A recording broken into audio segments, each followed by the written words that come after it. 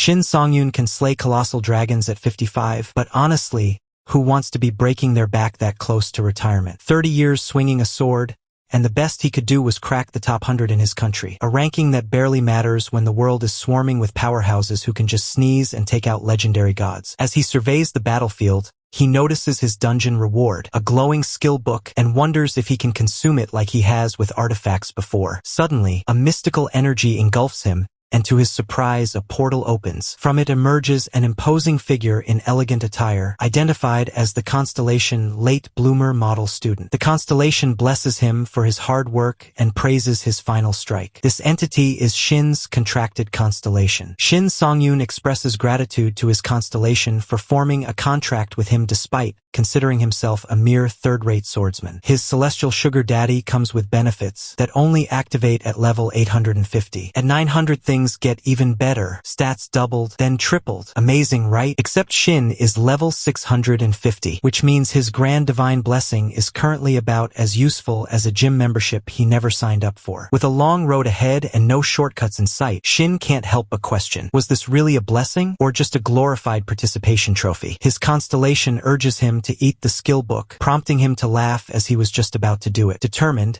he prepares to consume it, channeling his skill Devour Artifacts, which is the only ability he obtained upon awakening. In the past, he tried boiling and frying artifacts in an attempt to understand his skill, but neither method had any effect. By the time he figured things out, 30 years had already passed. As he finally activates mana synchronization, a powerful surge of energy engulfs him, surrounding the skill book. He anticipates that when using this technique on an artifact of a suitable rank, his Devour Artifacts skill activates, but he regrets figuring it out too late. While others gain strength as soon as they awaken, he struggled for years to understand his ability. As he examines the skill book, he questions why there are no instructions, doubting whether it is even a real skill book. Just as he reacts, something within it stirs. His constellation apologetically informs him that there is very little information available about this particular skill, making it difficult to guide him. The constellation further advises him to compromise once more and restart mana synchronization, suggesting that he has plenty of time to figure things out. However, this remark irritates Shin, who angrily exclaims that he is almost 60 years old and does not have time to waste. Frustrated,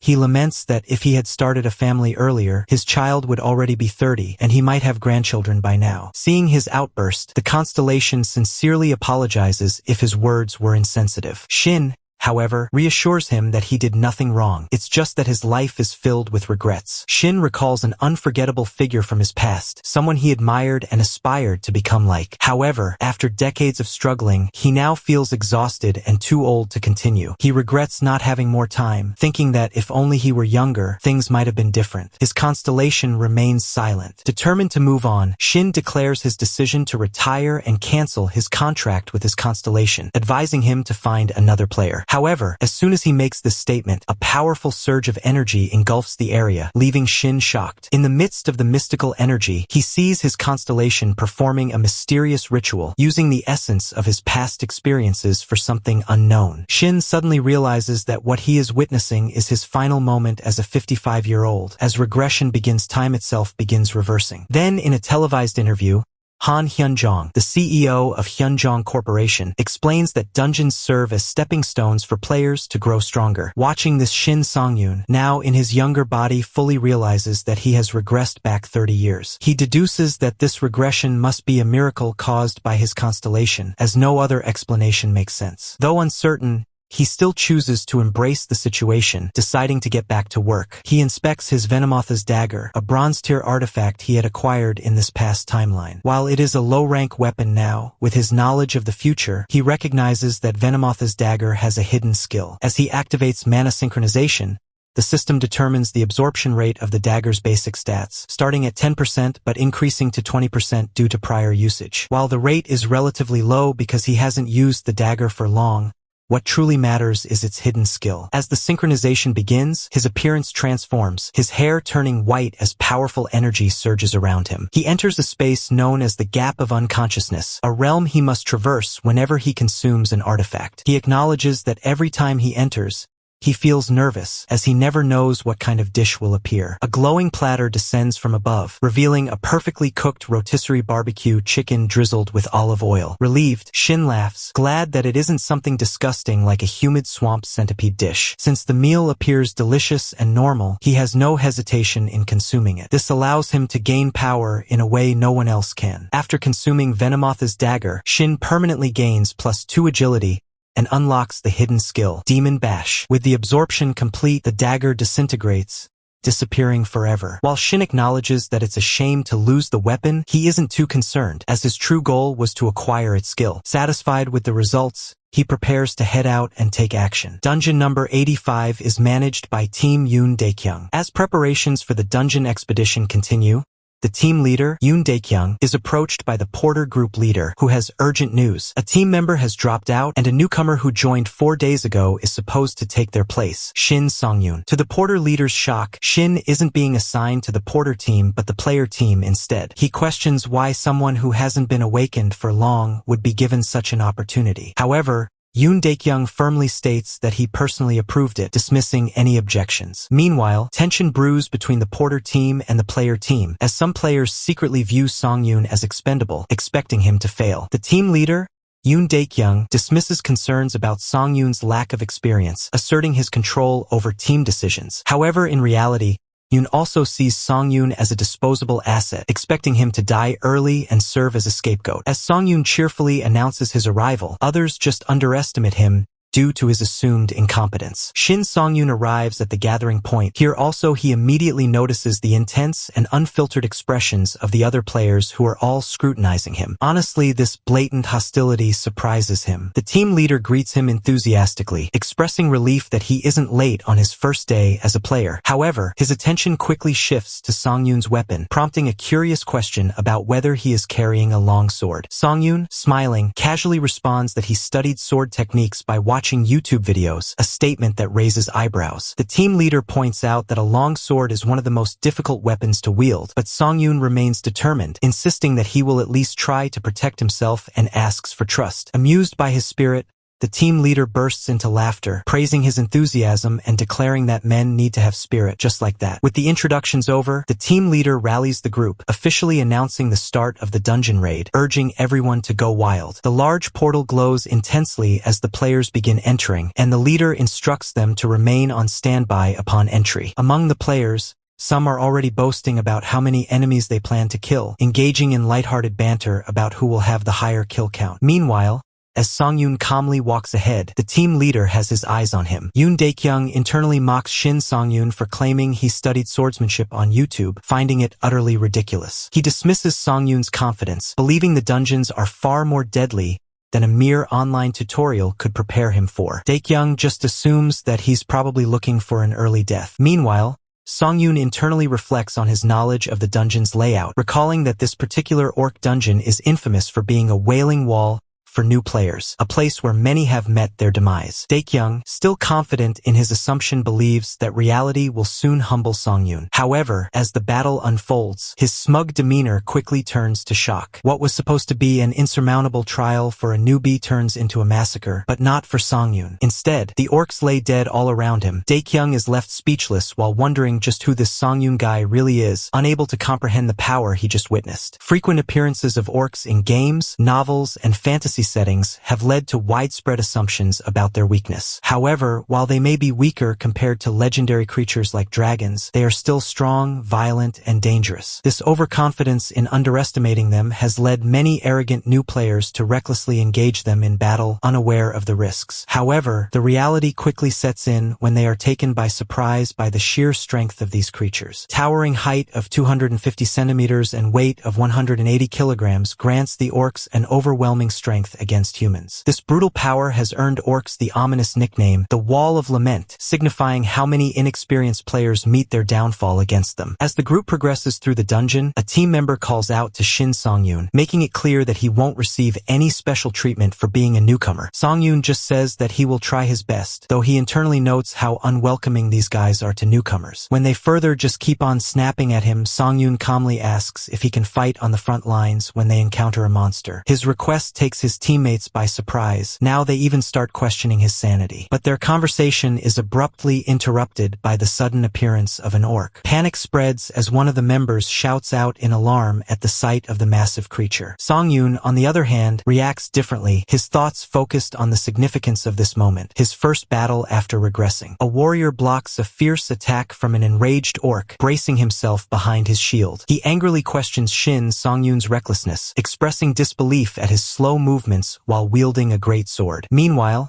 Shin Song-yoon, caught in the heat of the fight, dismisses the need for assistance and urges his comrade to focus on proving his own skill rather than engaging in unnecessary chatter. Just as he starts to gloat, an unexpected attack catches him off guard. Suddenly, the leader of the group charges in, deflecting the orc's blow with his shield in a dramatic display of strength. The impact sends the orc crashing to the ground with tremendous force, leaving the onlookers in shock. He turns to his team, berating them for treating the mission like a casual outing and commanding them to focus. A subordinate stammers an apology, while others marvel at the leader's power. As another orc steps forward, the leader instructs the team to stay back, declaring that he will handle this foe himself. The orc, undeterred, lets out a battle cry and rushes toward him. Yoon Daekyung, determined to prove his dominance, thrusts his sword into the orc, seemingly landing a fatal blow. The onlookers cheer, believing the battle to be over. Yet their celebration is short-lived as the orc suddenly roars, its eyes glowing red with renewed fury. It raises its weapon, launching another aggressive strike at Yoon Daekyung, who quickly evades. Frustration builds as he realizes his attack failed to deal a critical hit. Shin Song-yoon silently observes the battle, noting how despite being the highest-leveled fighter in the group, Yoon Daekyung still struggles to land decisive strikes. Yoon Daekyung continues his fight against the orc. His determination pays off as he successfully defeats an orc on his own. His teammates, astonished, exclaim in admiration, recognizing his strength. Daekyung, although trying to appear composed, boasts that it was nothing and asks if everyone is alright. His teammates respond enthusiastically, calling him dependable and praising his efforts. Just as they prepare to move forward, a loud, ominous voice shouts. The group turns to see a horde of high orcs charging toward them, their sheer size and presence sending a wave of fear through the team. One of the team members panics, pointing out that they are not just regular orcs but armored high orcs, and asks Daekyung what their next move should be. Hesitant and clearly intimidated, Daekyung suggests retreating for the team's safety, realizing internally that he barely managed to take down a single orc and that this new threat is beyond their capabilities. However, before anyone can act, Shin Song-yoon unexpectedly steps forward and asks if he can take them on. His question shocks the entire team, leaving them speechless. Some members react in disbelief, demanding to know if he has lost his mind, while another apologizes to the team leader, claiming he should have trained Song-yoon better. Shin Song-yoon charges forward, ignoring warnings from his companions about the danger. He swiftly maneuvers,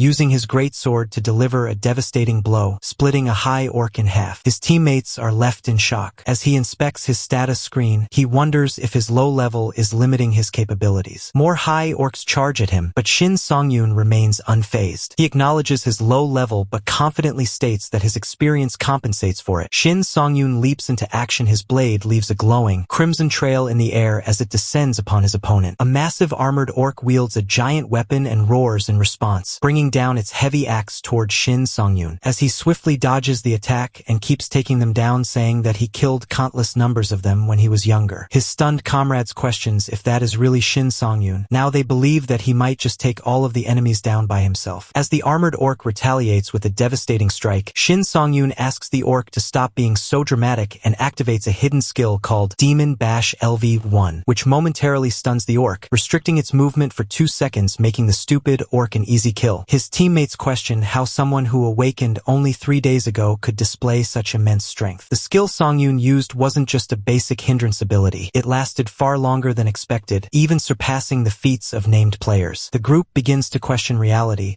with one even wanting to ask just what kind of YouTube video Song-yoon watched to become so skilled with a greatsword. A system notification appears, congratulating Shin Song-yoon for leveling up and granting him the F-rank title, Fearless Immature Puppy, which provides a +5 boost to evasion. While he acknowledges the level up, he is more intrigued by the title, finding it unexpected yet beneficial. The system then prompts him to allocate a bonus stat point, to which he casually responds that he already knows exactly where to put it. Shin Song-yoon decides to invest his available stat points into luck, realizing its direct impact on skill hit rates and artifact drop rates, a lesson he had learned too late in his previous life. As his luck stat increases, the others remain bewildered by his his sudden growth. One of his teammates, still in disbelief, questions whether he is really Shin Seungwoo. The group's leader presses him about the hindrance skill he used in battle, asking where he obtained such a rare ability. Seungwoo, unable to reveal the truth about his regression, simply claims he received the skill upon awakening. His answer does little to satisfy the leader, who grows frustrated and demands to know how such a thing is even possible. He accuses Seungwoo of avoiding the question and speculates whether his extraordinary power is due to sheer luck, suggesting that he may have obtained a diamond rank artifact or something even rarer. In response, Seungwoo casually offers the leader his weapon to inspect. The leader hesitantly takes the sword, expecting it to be some kind of legendary artifact. However, upon examining its details, he is shocked to find that it is nothing more than an ordinary, faded greatsword with no special abilities, leaving him even more confused about Seungwoo's overwhelming power. Leader has no idea how such a regular weapon could produce the powerful skill he witnessed. Despite 2 years of dungeon experience and reaching level 50, he himself has never acquired such a skill. His thoughts drift toward his share of the party's rewards, realizing how his standing might be affected. Suddenly,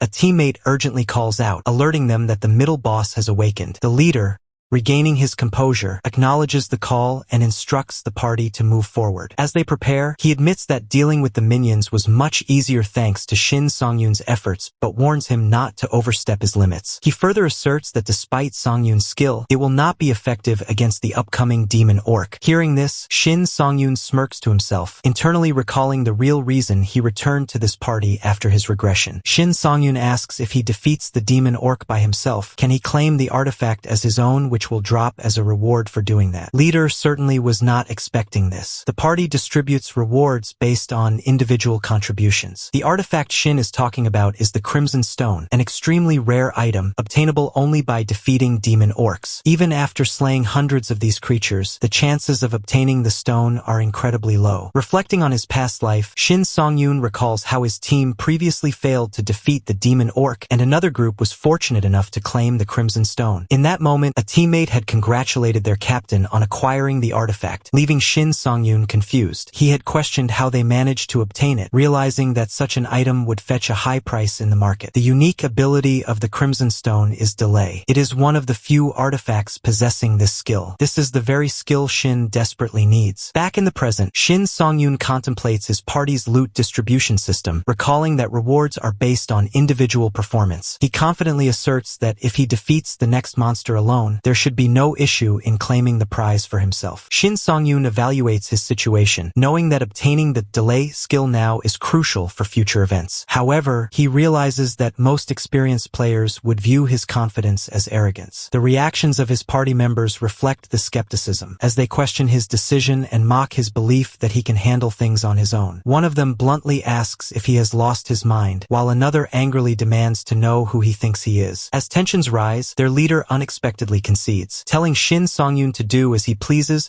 but only under the condition that the party fails to defeat the dungeon boss. This condition, however, does not faze Shin Seungwoo, who considers it easier than he expected. Meanwhile, the leader walks away, with the rest of the party members rushing to follow him. Despite his outward indifference, the leader internally seethes, irritated by Shin Seungwoo's overconfidence, believing he acts superior just because of one broken skill. The team leader determines to clear the dungeon and prove that experience triumphs over raw skill. He leads his team towards the next stage, intent on regaining his authority. As they enter the boss room, he is momentarily stunned by the sight before him, a towering, bloodthirsty demon orc emanating a menacing aura. Realizing the severity of the fight ahead, he quickly commands his team to prepare for battle. Despite the creature's terrifying presence, he reassures his party that, based on prior information, it should be an easy target if they coordinate their attack correctly. However, his thoughts soon turn towards Shin Seungwoo, who has been a constant thorn in his pride. He silently declares that he will not allow Shin Seungwoo to take control of this battle. Smirking to himself,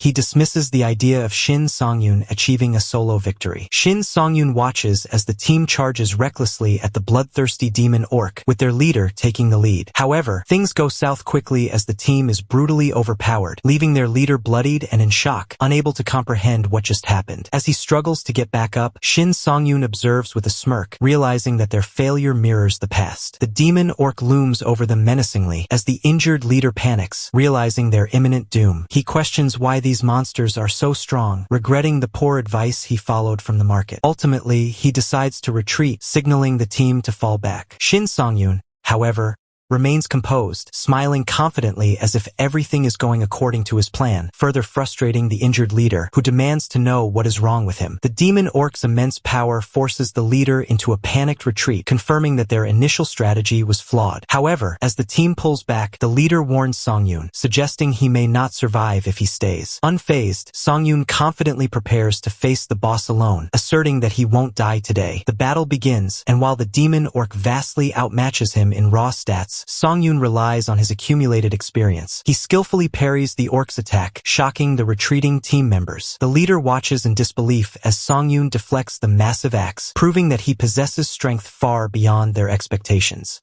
Shin Seungwoo steps closer to the demon orc, feeling the lingering sting in his hand from deflecting its attack. He quickly realizes that merely parrying its blows is the best he can manage for now. His gaze then locks onto the crimson stone embedded deep within the monster's chest, a sight he hasn't seen in a long time. His obsession with obtaining the stone stems from its unique ability, the power to combine the delay skill with his own Demon Bash. At first glance, Demon Bash already seems formidable with its 2-second stun, but Seungwoo knows better. Using his Devour Artifact skill, he has the ability to merge different skill effects, and an idea strikes him. What if he could stack the stun effect of Demon Bash? If he successfully acquires the delay skill, it wouldn't just be a theory anymore. It would be reality. The perfect combination of Demon Bash and delay could grant him an infinite stun, a game-breaking advantage that would change everything. With this realization, his determination sharpens. He must claim the Crimson Stone at all costs. Shin Seungwoo taunts the demon orc, asking if something is wrong before deliberately provoking it into attacking again. Enraged, the monster roars and charges at him, swinging its massive axe with lethal intent. But Seungwoo remains calm. This is exactly what he wanted. The more the orc repeats its predictable attack patterns, the easier it becomes to spot its weaknesses. Timing his movement, he swiftly leaps and slashes its side. The impact forces the demon orc to momentarily release its grip on the axe as Demon Bash takes effect, stunning it for 2 seconds. From a distance, Dung watches in disbelief. He can't comprehend how Demon Bash is working on a middle boss, calling it outright overpowered. Meanwhile,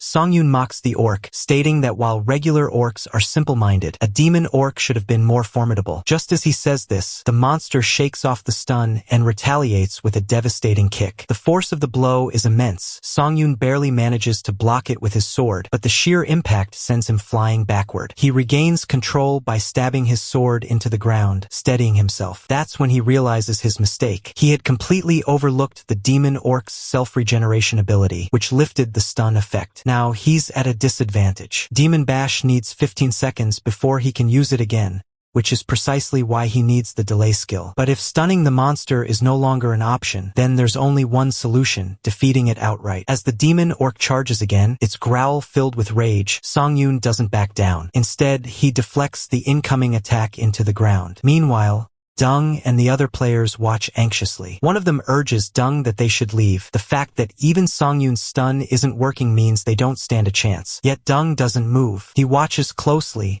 trying to understand what's happening. He knows that Seungwoo's stun shouldn't work, and that there's an overwhelming gap in their stats. But then why does Seungwoo remain so composed? If he was just some rookie, how was he standing his ground against such an opponent? Seungwoo is pushed back again, but his confidence never wavers. He calmly tells the demon orc that he has faced countless situations like this before. If he isn't strong enough to overpower his enemy, then instead of trying to cut them down, he must focus all his power on a single point, using their own strength against them. The demon orc charges once more, but this time, Seungwoo is ready. Timing his strike perfectly, he thrusts his sword forward, piercing the monster's chest while simultaneously shattering its axe to pieces. A system message appears: Middle Boss Demon Orc defeated. His level increases and he gains the E-rank title, Demon Hunter. The Demon Orc collapses lifelessly. The system explains that the Demon Hunter title grants a 5-fold increase in health regeneration when facing middle bosses or stronger enemies. This marks his second title, leading him to assume that this is another perk of being a solo player. But before he can process his victory, he notices Dung and the other players staring at him, completely stunned. Realizing that this situation could quickly become annoying, a simple solution comes to mind. Without hesitation, he suddenly exclaims that he barely survived the fight. Then, with a straight face, he turns to the group and dramatically asks, "What would you guys have done if your leader, Daek Young, hadn't already weakened the boss beforehand?" The players, caught completely off guard, immediately clung to Songyun's words, loudly claiming that they knew it all along. They turned to Dung, demanding to know exactly when he had landed an attack on the demon orc. Dung, still baffled, was about to question Shin Songyun when he caught the look in his eyes, a silent yet obvious invitation to save face. It was a test. Was Dung truly that clueless, or would he recognize the favor being extended to him? The unspoken message was clear. Songyun was handing him a way out. Before Dung could respond, the crimson stone floated out of the demon orc's corpse, glowing ominously. Realizing that Songyun was waiting for him to honor their deal, Dung clenched his fists, his pride taking a hit. With a bitter expression, he muttered that this was his complete and utter defeat. Determined to move forward, he swiftly turned to the team and redirected their focus. The final boss battle was next. The players eagerly agreed, but as they made their way upstairs, hushed whispers spread among them. There was no way Songyun had single-handedly defeated the demon orc, right? Now alone before the fallen beast, Songyun turned his attention to the crimson stone. He studied it for a moment, then casually muttered, "Should I just eat it?" The system promptly displayed its details. Silver rank artifact. Effect: delay, increases health and strength by 10. A crystallization of strength, tenacity, and endurance. With a smirk, Songyun activated mana synchronization and entered his gap of unconsciousness. Instantly, his hair turned a radiant white and his surroundings shifted. What happened next completely shocked him. The crimson stone transformed, not into an artifact, but into a steaming bowl of Master Chef's Byam Nun, complete with meat jelly. For a moment, he simply grinned in amusement. Was everything really going this smoothly? The thought of resisting such a classic dish was impossible. Without hesitation, he grabbed the chopsticks and took a perfect bite, noodles and pork together, savoring every moment. System notification. Per the 20% base stat absorption rate of silver rank artifacts. Strength +2. Health +2. Moments later, the bowl was completely empty, and with it, Songyun successfully acquired the special effect, delay. A new system notification immediately appeared. He could now bind delay to his existing skills. Just the thought of it sent a thrill of excitement through him. Wasting no time, he bound delay to his Demon Bash skill. System effect enhancement. If Demon Bash is used before the initial stun ends, it will extend the stun duration. The second stun is guaranteed. The third stun has a 90% success rate. The fourth stun has a 60% success rate. Any further consecutive uses have a 30% chance of sustaining the stun chain. As he emerged from his gap of unconsciousness, Songyun was completely floored. He had only theorized that a 4-second stun loop could be possible. But now, it wasn't just a theory anymore, it was real, and with this power,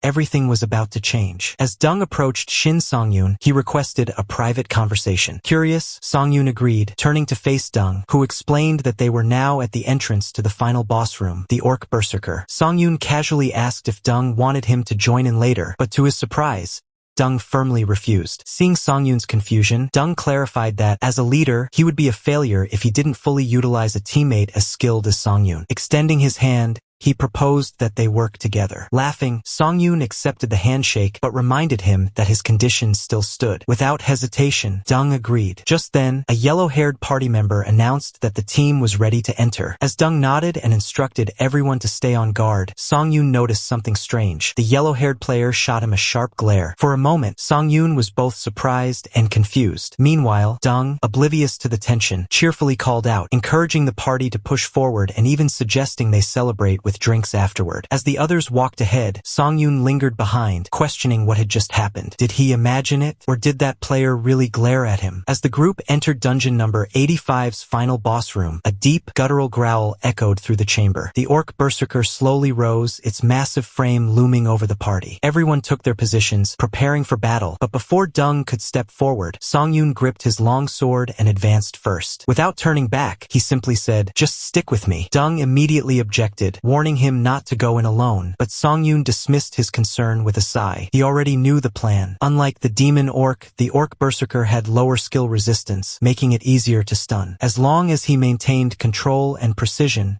victory was within reach. Without hesitation, Songyun launched forward at blinding speed. The Berserker roared, charging toward him while wielding a mace, club, and flail. As he sprinted toward the beast, a fleeting thought crossed his mind. Had he ever spoken with this much confidence before? When he was younger, he was afraid. As he grew older, he merely struggled to survive. But now, he refused to live that kind of life ever again. The Berserker's attack crashed down, but Songyun deflected it effortlessly. His mind was clear. His goal was set. He had to change his past, change his future, and prove it to everyone here. As the berserker lunged at him again, roaring in fury, Songyun didn't hesitate. He lifted his long sword with unwavering resolve, ready to carve his own path forward. From the sidelines, Dung stood frozen in shock as he watched Shin Songyun sever the orc berserker's arm in a single, devastating slash. The monster's agonized scream echoed through the chamber, yet all Dung could manage to mutter was, "He's a monster." Snapping out of his daze, he quickly commanded the others to capitalize on the berserker's 4-second stun and unleash everything they had. The team followed his lead, rushing in and hacking at the boss relentlessly. The orc's pained howls filled the room as it was overwhelmed by a storm of attacks. Moments later, a system message appeared, announcing their victory. The final boss, Orc Berserker, was defeated, and the dungeon, Altar of the Crimson Orc, had been cleared. As the players caught their breath, they exchanged stunned glances, marveling at how easy the fight had been. Some commented on how they hadn't even used a single potion, now realizing just how overpowered Shin Songyun's stun effect was. Meanwhile,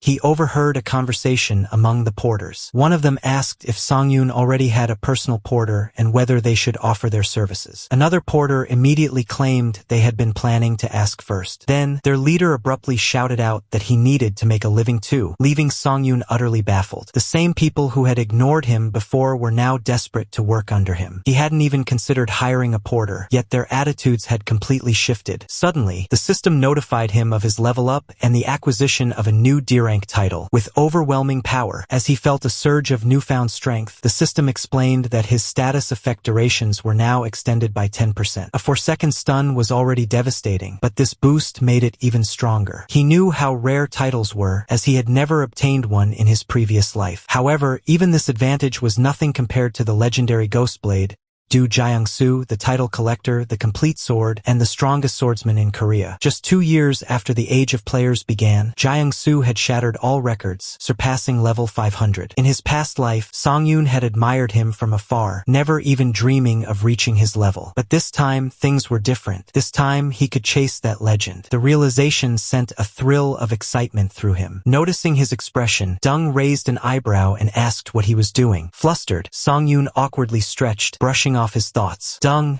however, surprised him by handing over an artifact. Taken aback, Songyun asked what had gotten into him. Dung shrugged, praising him for carrying the entire fight and claiming it was only bronze rank, so he could afford to be generous. Still skeptical, Songyun raised an eyebrow, questioning if Dung wasn't being a little too honest. Smirking, Dung admitted that if the artifact had been valuable, he wouldn't have given it away. However, deep down, Dung knew the real reason. This was their last moment together. He may not have said it aloud, but even he could see the growing gap between them. Songyun was already stepping into a different world, one where ordinary players like Dung could no longer keep up. Meanwhile, a storm of jealousy brewed elsewhere. The yellow-haired player stood in the distance, clenching his fists in fury. He couldn't believe that Dung was favoring Songyun, all because he had shown off his skills a few times. After all the years he had spent as Dung's loyal follower, it now felt like he was being tossed aside. His frustration turned into bitter resentment. Clenching his jaw, he muttered curses under his breath, his anger festering like an open wound. Then, without hesitation,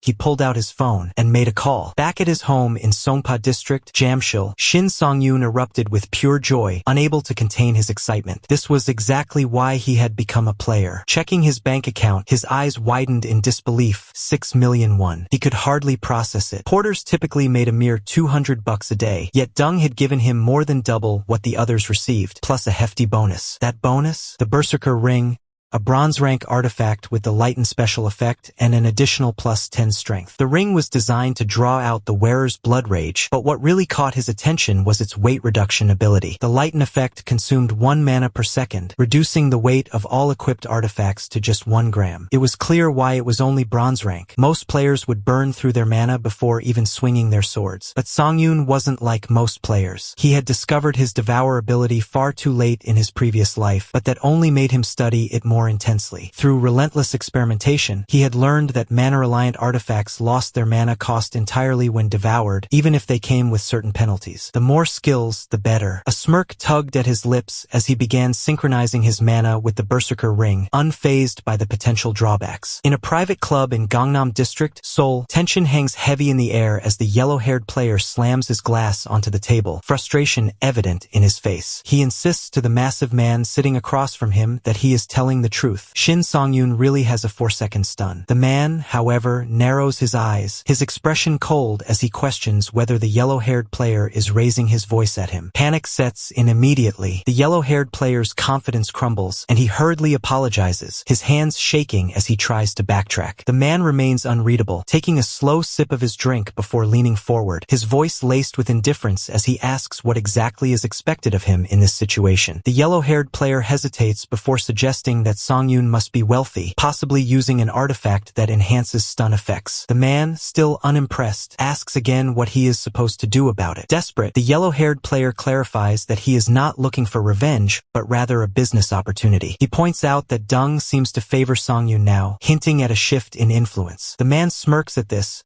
noting that despite the denial, it seems like the yellow-haired player does, in fact, want revenge. From the side, a mysterious woman quietly remarks on how close the two men seem to be. The room grows heavy with tension. The massive man, now addressing the yellow-haired player by name, shifts his tone into something more dangerous. Before the yellow-haired player can react, searing pain rips through his head. A moment later, the realization sets in. His ear is gone. A blood-curdling scream fills the club as he clutches the side of his head, blood soaking his clothes. The man across from him, unbothered, swirls his drink and asks who he thinks he is. Without warning, he douses the fresh wound with alcohol, sending another wave of agony coursing through the injured man's body. The yellow-haired player convulses, unable to suppress his cries. The man tells him that he should consider this the price he must pay and that from now on, he will listen only as much as his missing ear was worth. Then, with a chilling finality, he demands to know where Shin Song-yoon is. The next morning, at Jamil 4-3 training grounds, Shin Song-yoon sits down to rest, still processing how the Berserker ring has changed everything. His stomach rumbles,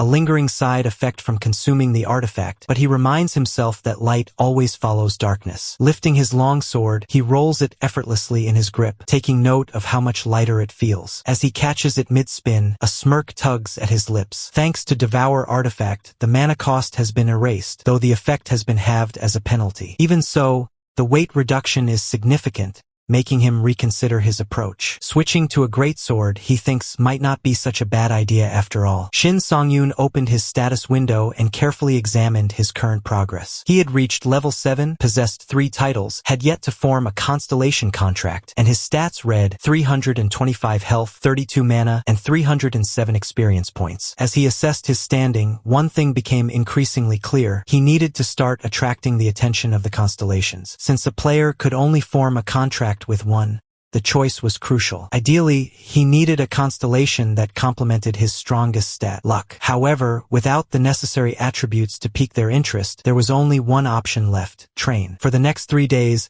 he pushed himself through rigorous training and long-distance driving, his body aching from exhaustion. But the effort paid off. By the time he arrived at his destination, he had gained a new skill, ambidextrous sword training, level 1. The skill enhanced his adaptability with all sword types except daggers and one-handed longswords, making it a valuable addition to his growing arsenal. Looking ahead, his focus landed on dungeon number 101, a solo-player exclusive dungeon. Normally, players waited months for a chance to enter, making this a rare opportunity. Just as he was about to step inside, the distant sound of an approaching vehicle caught his attention. Turning back, he spotted a dark car pulling up on the road. It was obvious someone had followed him. He didn't know their intentions, but one thing was certain: whatever they wanted would be settled inside the dungeon. The moment he entered, so did his pursuers. For men from the bar trailed behind their leader, their expressions shifting into confusion. They scanned their surroundings, expecting to see more players, only to find Song-yoon sitting calmly on a rock, as if waiting for them. It was then they realized the problem. This was a solo player instance, a dungeon that only allowed one person inside. There was no way they had entered the wrong place, which meant only one thing: Song-yoon had led them here deliberately. The massive man among them sneered, questioning his sanity. His voice carried amusement, but Song-yoon remained unbothered. Gripping his long sword tightly, he assessed his opponents. Their formation told him everything he needed to know: no healer, no mage. This wasn't a balanced team meant for dungeon survival. They had abandoned sustainability, forming a group purely consisting of swordsmen and an archer. It left no doubt in his mind. They were a hyena pack, a party specializing in hunting other players. The brown-haired man among them issued a warning: if Song-yoon died here, even his body wouldn't be found. But instead of fear, Song-yoon only smiled. He was well aware of the risks. In his past life, hyena packs had been completely eradicated by the relentless relentless surveillance of the Players Association. But right now, they still roamed freely, and he was more than ready to take them down. Among the enemies before him, the archer posed the greatest threat, a fact Shin Song-yoon had already accounted for. The archer urged his teammates to end things quickly, unaware that this was exactly what Song-yoon had planned. Taking out 4 enemies efficiently required a perfect setting, and this solo dungeon provided just that. As the brute of the group stepped forward, cursing loudly, their leader raised a hand, signaling for a more calculated approach. The brute hesitated, visibly frustrated, but reluctantly obeyed. Despite his initial restraint, he swore vengeance, promising to make Song-yoon suffer. Song-yoon, however, remained amused. He found it almost laughable how obedient the brute was despite his aggression. Having no patience for drawn-out battles, Song-yoon challenged them all at once, daring them to attack him together. The brute, his patience worn thin, grinned viciously before lunging forward with a massive sword, threatening to silence him permanently. But Song-yoon remained still, waiting. A dungeon operated by a simple law: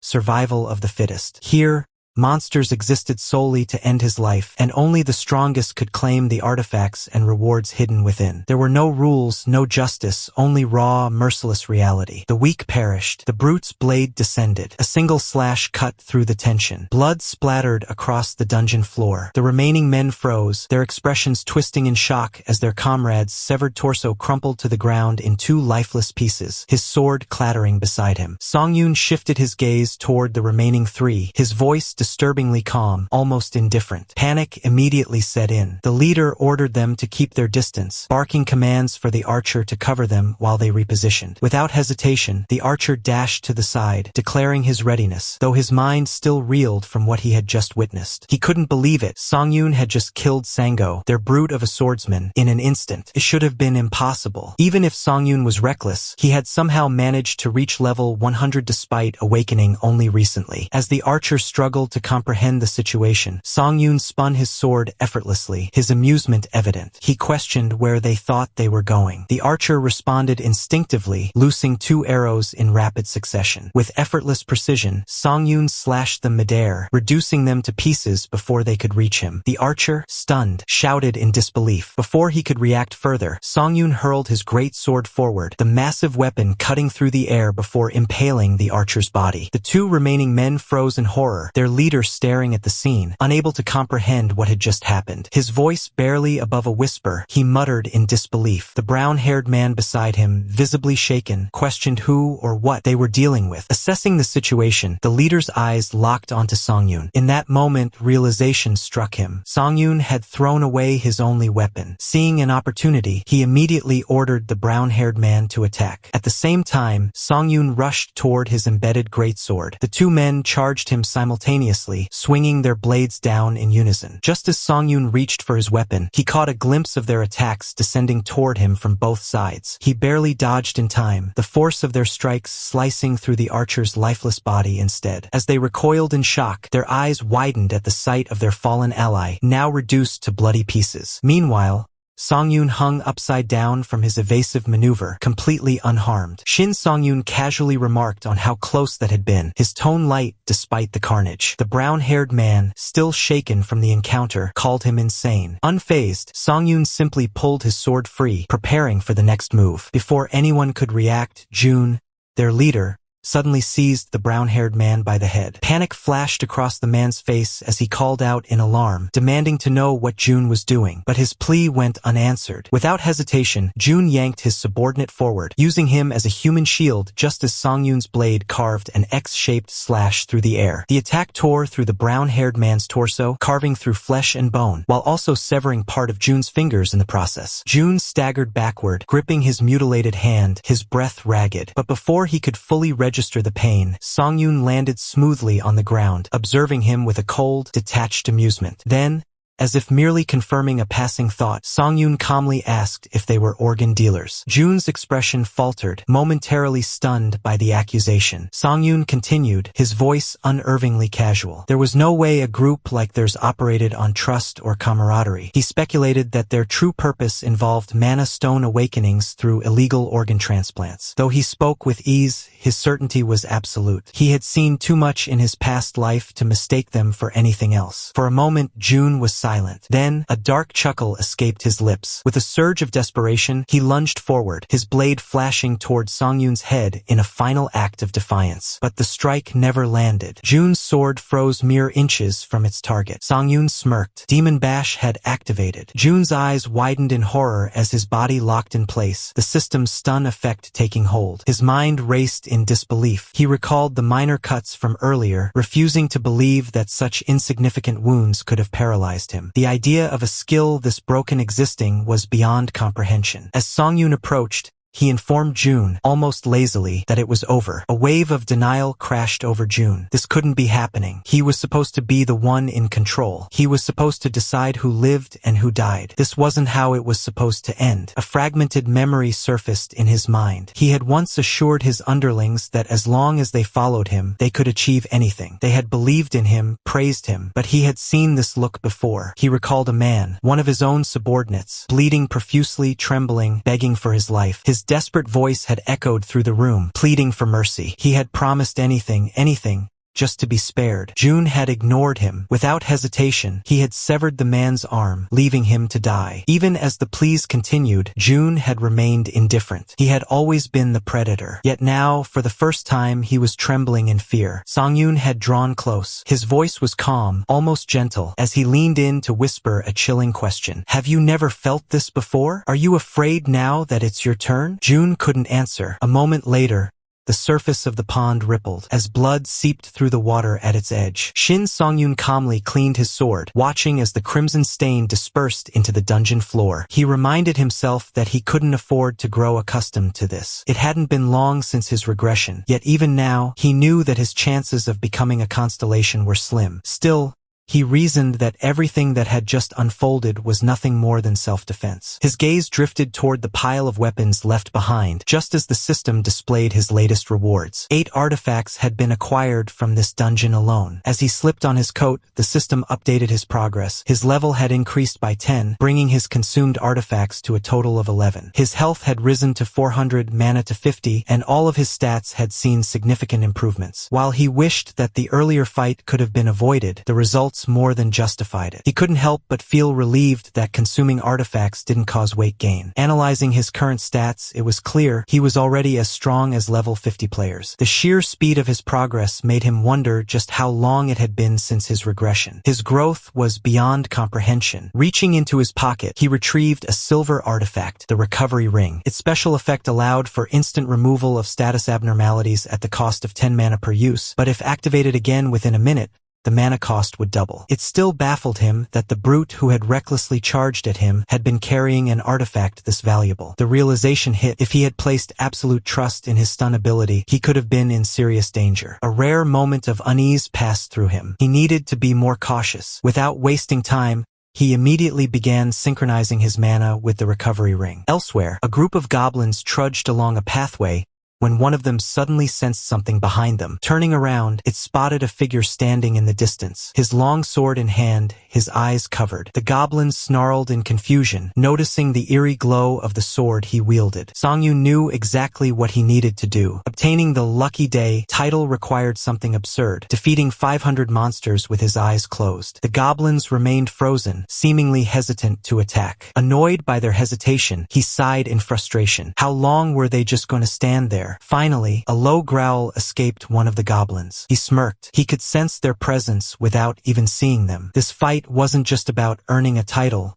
It was about refining his instincts. He focused, feeling the shift in the air, sharpening his hearing. This was what it meant to enter a heightened state, a space where instinct reigned supreme. The goblins finally charged, axes raised high. Songyun remained still. At the last possible second, he moved. His sword arced through the air, effortlessly cleaving through multiple goblins in a single sweep. Blood rained down, but instead of flinching, he felt exhilaration. Then, a sudden shift in the air. An arrow flew toward him. Without thinking, he reached out and caught it mid-flight, snapping it in half with his bare hand. The goblin archer froze in disbelief. Songyun grinned. He was getting the hang of this. Recognizing the progress he had made over the last few days, he taunted the goblins, urging them to come at him. They roared in fury, rushing toward him with reckless abandon. But it didn't matter. He moved like a storm, cutting them down one after another. Minutes passed, and soon, only one goblin remained. It barely had time to scream before his blade pierced straight through its body. As the final goblin collapsed, the system registered his accomplishment. His level had increased once again,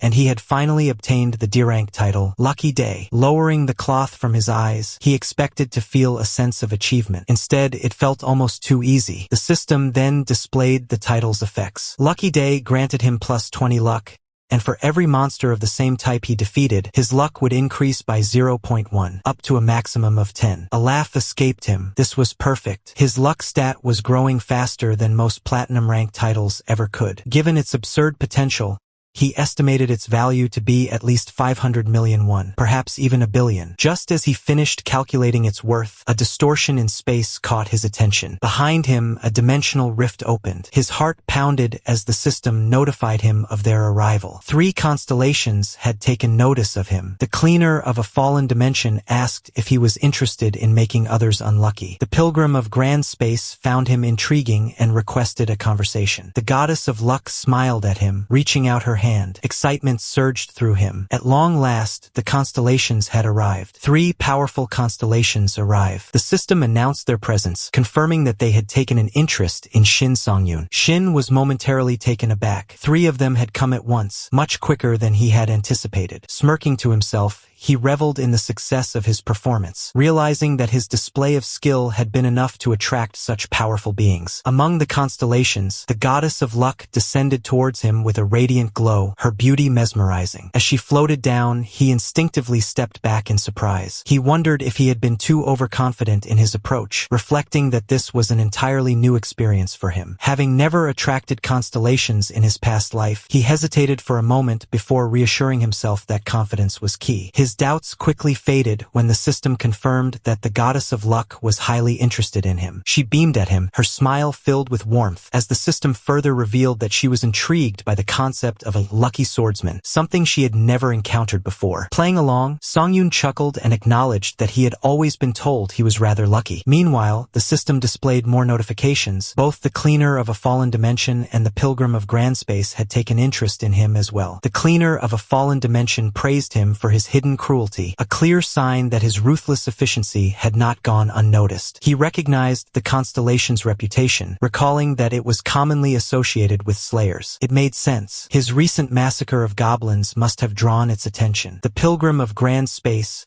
on the other hand, observed him with curiosity, intrigued by his true intentions. This particular constellation was known for its neutrality and deep understanding of the unknown. Realizing that all 3 constellations were interested in forming a contract with him, Seungwoo saw an opportunity. Rather than rushing into a decision, he decided to take his time and carefully evaluate his choices, ensuring that he formed a contract that would benefit him the most. Meanwhile, the pilgrim of grand space observed him with curiosity, though Shin found it odd that this particular constellation had appeared. From what he knew, the pilgrim usually only sought players with a saintly disposition, making its presence puzzling. He speculated that it might have been drawn in by the goddess of luck, who was already showing great interest in him. The goddess of luck was renowned even among constellations, making her attention both an honor and a strategic opportunity. As she gracefully approached him, she explained that she had no exclusive desires, meaning that even if he chose another constellation now, she would still allow him to form a contract with her later. This revelation astonished Shin. Having multiple contract options was an unprecedented advantage, something that no other player could normally achieve. His mind raced as he considered the possibilities. Before he could finalize his decision, a memory resurfaced, one of an archer capable of striking his target even when shooting blindly. Known as the Archer of Miracles, Hashimoto Yuki had been one of the most highly praised archers, possessing immense destructive power and a high luck stat.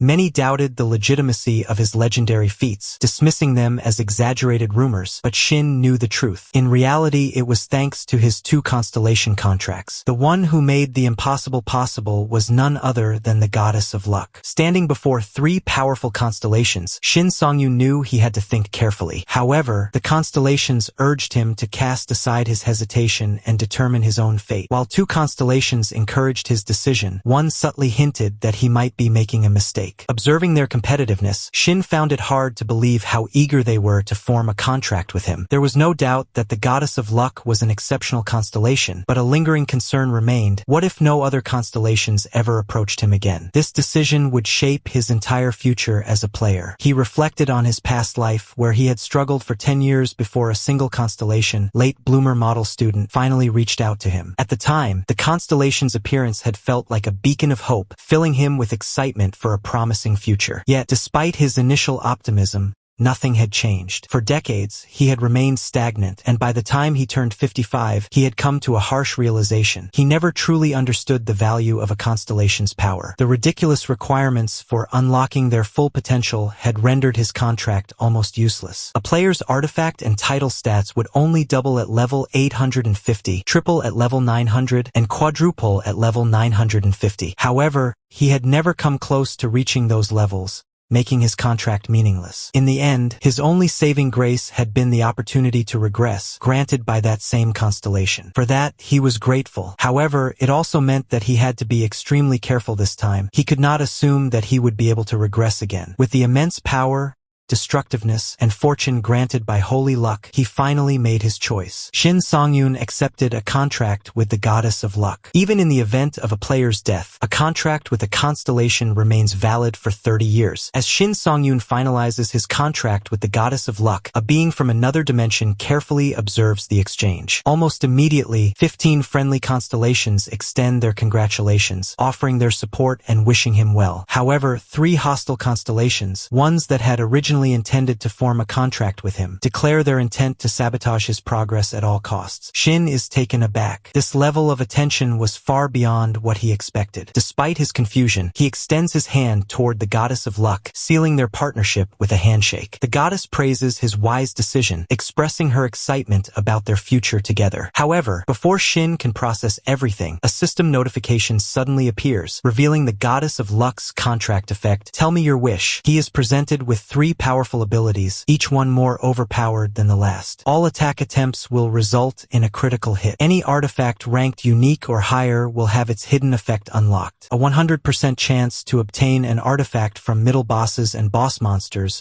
regardless of their rank. Reading through the options, Shin is completely shocked. Each of these choices is game-breaking, granting overwhelming advantages. But before he can fully process them, another message appears. The contract effect isn't over yet. The 4th ability grants him an exceptional stat boost. For every point invested in luck, his stats will increase by 2 instead of 1. This retroactive effect will also apply to all bonus points he has already used. With 100% critical hits and guaranteed artifact drops, he realizes that this power is a direct result of his own efforts and perseverance. The goddess of luck then asks what he intends to do about the other constellation's offers. Without hesitation, Shin responds that his focus is solely on her now. The Pilgrim of Grand Space acknowledges his choice but states that he will wait for their next encounter. Meanwhile, the Cleaner of a Fallen Dimension issues a chilling warning, vowing that he will do everything in his power to sever Shin's head. Yet oddly, he seems in a good mood while making the threat. Unfazed, the goddess of luck praises Shin for standing his ground. With her abilities now enhancing him, he no longer needs to worry about the immediate future. He simply needs to stay calm and wait for an even greater opportunity ahead. Shin Seungwoo enters dungeon number 101's final boss room, prepared for the ultimate battle. Without hesitation, he clashes against the towering foe, the consumed by greed Goblin Lord. The impact of their attacks reverberates through the dungeon, the sheer force of their collision shocking even the goddess of luck, who watches intently. However, instead of being intimidated, Shin taunts his opponent, questioning if this is the best a final boss can offer, demanding a greater challenge. The Goblin Lord retaliates with a fierce roar, brandishing its massive weapon and launching a relentless assault. Seungwoo meets the attack head-on, his sword colliding with the monster's weapon in a powerful display of strength. The battle intensifies as the Goblin Lord's attack gets dodged by Shin moving back. Enraged, the Goblin Lord's eyes glow with a menacing red light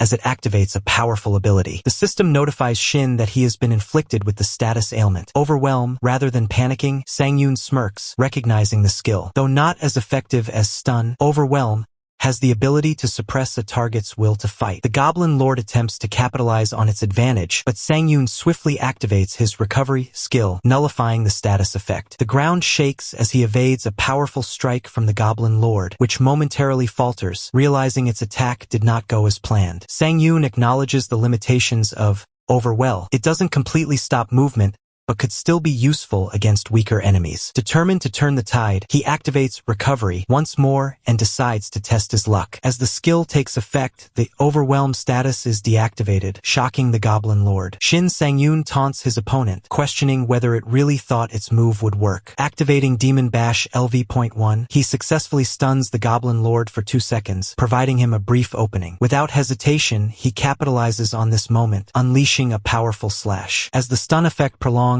Shin repeats his attack, extending the stun duration by another 2 seconds thanks to his skill effect delay. The Goblin Lord, unable to react, screeches in agony as it remains paralyzed. Realizing the skill's effectiveness, Shin marvels at how even the second effect of delay activates successfully, pushing the stun duration even further. The Goblin Lord, in desperation, attempts to retaliate, but Shin anticipates its movements, swiftly dodging and countering with another decisive strike. With each second that passes, the Goblin Lord finds itself helpless, unable to break free from the relentless assault. Eventually, Shin lands the final blow, defeating the Goblin Lord and clearing the dungeon. As the battle concludes, a notification confirms his victory. The suffocating Goblin Swamp dungeon has been cleared. His level increases, and he acquires a D-rank title, Don't Touch Me, marking yet another step forward in his progression. With a sigh of relief, he acknowledges the battle's intensity. Shin Sang-yoon, exhausted yet victorious, exclaims that it's finally over as his player status screen appears, confirming his level up. He has obtained the D-rank title Don't Touch Me, which grants a boost of plus 30 luck and plus 10 evasion, along with an additional effect that strengthens one of his skills based on the system's buffs. Reflecting on the hardships he has faced, including being pursued by thugs and enduring a tough dungeon, he wonders if he has been pushing his body too hard. The Goddess of Luck appears, playfully commenting that his ability to survive proves he must have incredible luck. However, Shin believes people would assume it was due to skill rather than luck. The goddess,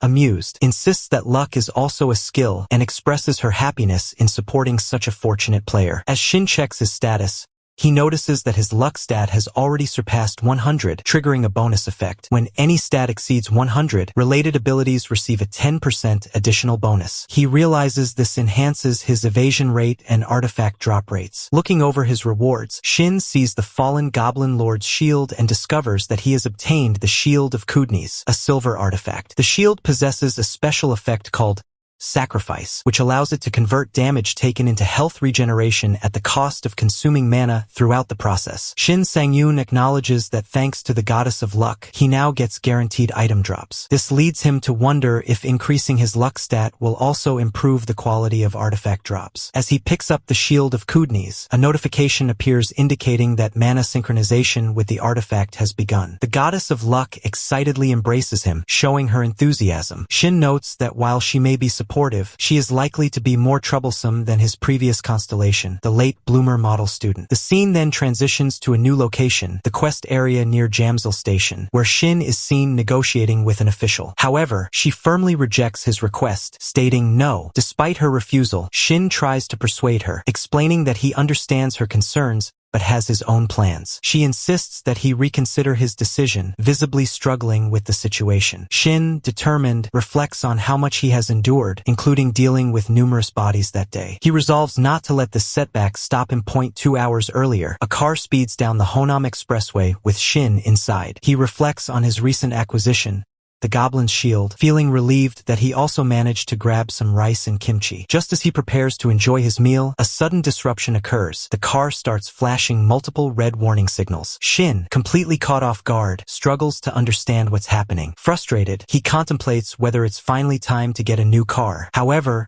his concerns extend beyond the malfunctioning vehicle. He realizes that staying in his current situation is unsustainable. At his current level, he's statistically at a higher risk of being dragged into crime-related incidents. He can't keep living in fear. Moving to a player town, where constant surveillance ensures security, would make things much easier for him. As he contemplates his future, his focus shifts to his growing need for equipment. To ease the financial burden, he considers purchasing second-hand artifacts rather than investing in brand new ones. But ultimately, the real issue remains money. He needs a lot of it, and right now, there's only one place where he can realistically amass that kind of wealth: the system created alongside the Age of Players. This system brought quests, organizations, and the governing body responsible for managing them, the Players Association. If he wants to succeed, he needs to find a way to take full advantage of it. Shin heads straight to the quest arena, determined to take on a high-level dungeon. However, upon arrival, he is immediately stopped at the entrance. A staff member, a concerned woman, insists that he should only enter a dungeon that matches his level. She simply cannot understand why Shin, who hasn't even been officially ranked yet, is attempting to enter a level 100 dungeon. Shin, however, is unwavering in his confidence. He assures the woman that he won't cause any issues and pleads for her trust. Despite being only level 17, he believes that entering a low-level dungeon would be a complete waste of his time. The staff member, on the verge of tears, tries to reason with him. She recalls hearing the exact same argument from someone else before, someone who ended up facing dire consequences. She desperately begs him to reconsider and go to a more appropriate lower-level region. Shin understands her concerns. He knows that many players have met their demise by overestimating their abilities. However, he also realizes that if he wants to grow stronger, he must remain resolute. Just as he solidifies his decision, another woman enters the conversation, asking what the issue is. The staff member brushes it off, trying to avoid escalating the situation. The newcomer introduces herself as Kim Miso, a member of the prestigious Eden Guild. She is level 100 and holds an A+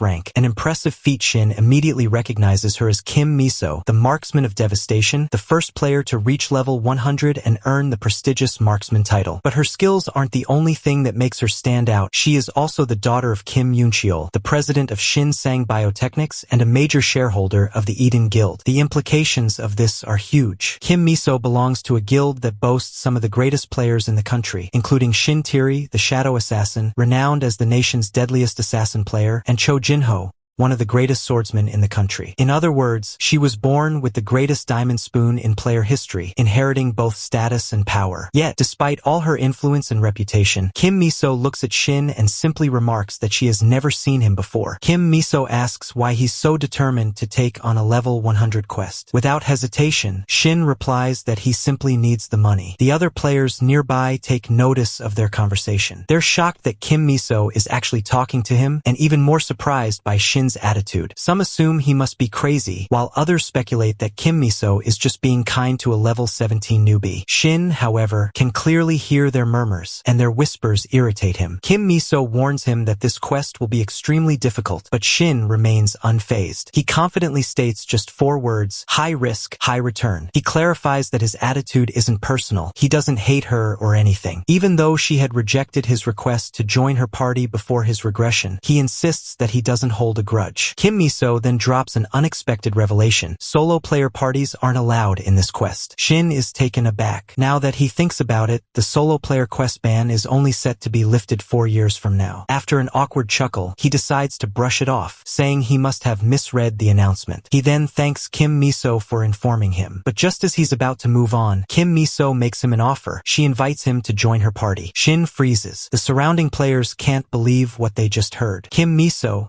the legendary marksman, inviting this guy. They're filled with envy, wishing they were in his place. Shin, however, grows suspicious. What is she plotting? Instead of answering right away, he cautiously asks what the conditions are. Kim Miso smiles and casually replies that there are no conditions. Can't she simply help out a fellow player? But Shin just laughs. I've had a hard time trusting people. Kim Miso chuckles as well, acknowledging his skepticism. However, she insists that she truly has no conditions. Instead of setting terms, she simply asks Shin to make her a promise. If Shin ends up disappointing her, Kim Miso expects him to pay for it. However, if he can back up his bold claims, she promises to sincerely apologize for doubting him. Hearing this, Shin finally understands. She's testing him. Kim Miso's influence extends far beyond being a mere player. The clothes she wears instantly skyrocket in price. Anything she says is immediately picked up and published in countless articles. But there's one unspoken rule about her. If she deems you an overconfident loser as a player, your career is as good as over. However, Shin doesn't let that intimidate him. He remains steadfast, refusing to show even a shred of doubt. Instead, with a confident smirk,